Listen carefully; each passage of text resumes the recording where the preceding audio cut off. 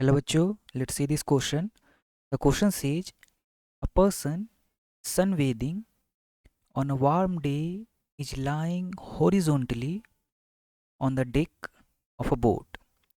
Her mass is 59 kg and the coefficient of static friction between the deck and her is 0.7.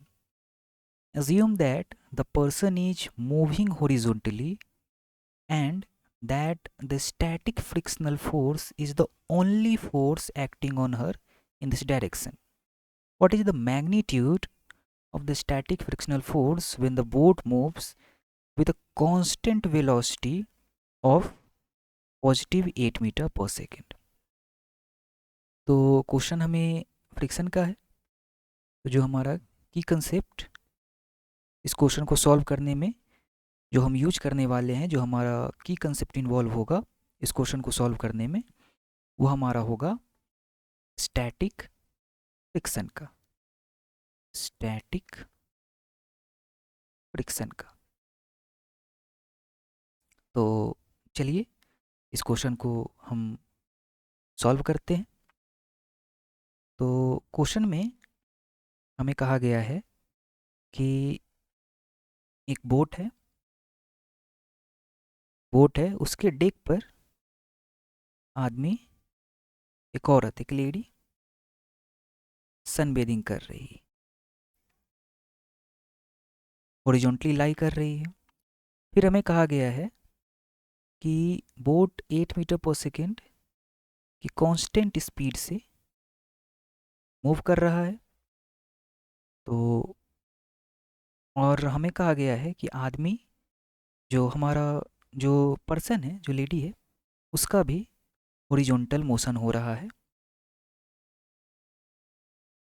तो और इस horizontal direction में जो इस बॉडी पर, इस पर्सन पर जो फोर्स है, वो फोर्स सिर्फ और सिर्फ स्टैटिक फ्रिक्शन का फोर्स है। इस बॉडी पर हॉरिजॉन्टल डायरेक्शन में इस पर्सन पर ऊपर की तरफ नॉर्मल लग रहा होगा और नीचे की तरफ इसका वेट mg लग रहा होगा।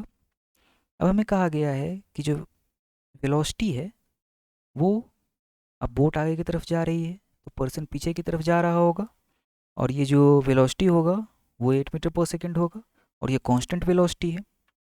तो फॉर कांस्टेंट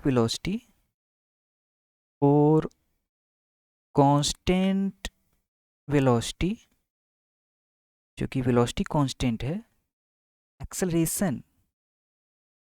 एक्सेलरेशन ए जो हमारा होगा वो जीरो होगा। और जब एक्सेलरेशन ए जीरो होगा तो हम जानते हैं कि फोर्स होता है वो मास इंटू एक्सेलरेशन होता है, तो ये भी जीरो हो जाएगा। तो जब फोर्स जीरो है तो क्वेश्चन में हमें दिया गया है कि हॉरिजॉन्टल डायरेक्शन में जो ओनली फोर्स है पर्सन पर एक्ट करने वाला, वो फ्रिक्शनल फोर्स है। और हम यहाँ फाइंड आउट कर रहे हैं कि जो फोर्स आ रहा है वो जीरो आ रहा है। इसका मतलब क्या हुआ कि जो फ्रिक्शनल फोर्स का मैग्नीट्यूड है वो जीरो है जब कांस्टेंट वेलोसिटी है। तो ये हमारा ऑप्शन सी, 0 न्यूटन, ये हमारा करेक्ट ऑप्शन हो जाएगा। Hope you understood it well. Best of luck.